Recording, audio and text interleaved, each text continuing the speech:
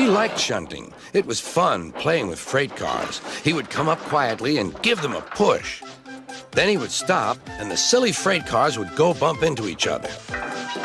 "Oh!" they cried. "Whatever is happening?" "I'm going to poop at Henry," said Gordon. He was almost there when, whoosh! And there was proud Gordon going slower and slower in a cloud of steam. His driver stopped the train. "What has happened to me?" asked Gordon. "I feel so weak." Sir Topham Hatt leaned out of the window to wave at Edward and Henry. But the train was going so fast that his hat blew off into a field where a goat ate it for tea. Thomas shut his eyes. "I must stop."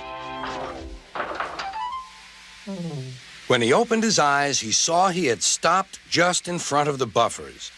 One day, Thomas was in the yard. Suddenly, he heard an engine whistling. "Help! Help!" A freight train came rushing through much too fast. The engine was James, and he was frightened.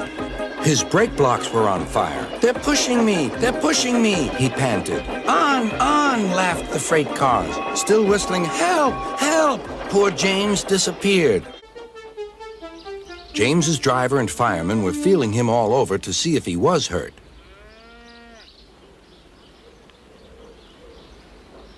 "Never mind, James," they said.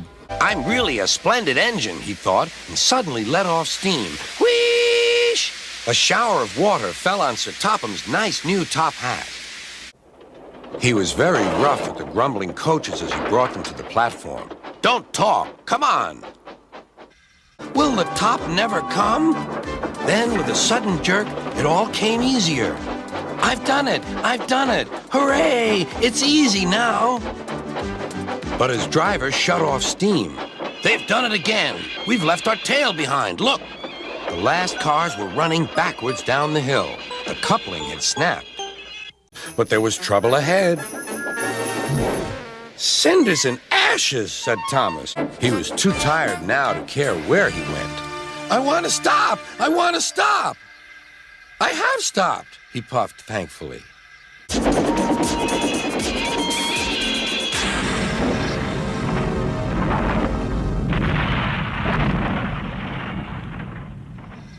Then he saw some boys on a bridge. "Beep, beep, hello," he whistled.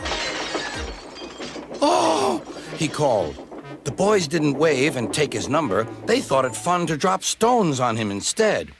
"They've broken our glass! They've broken our glass!" cried the coaches.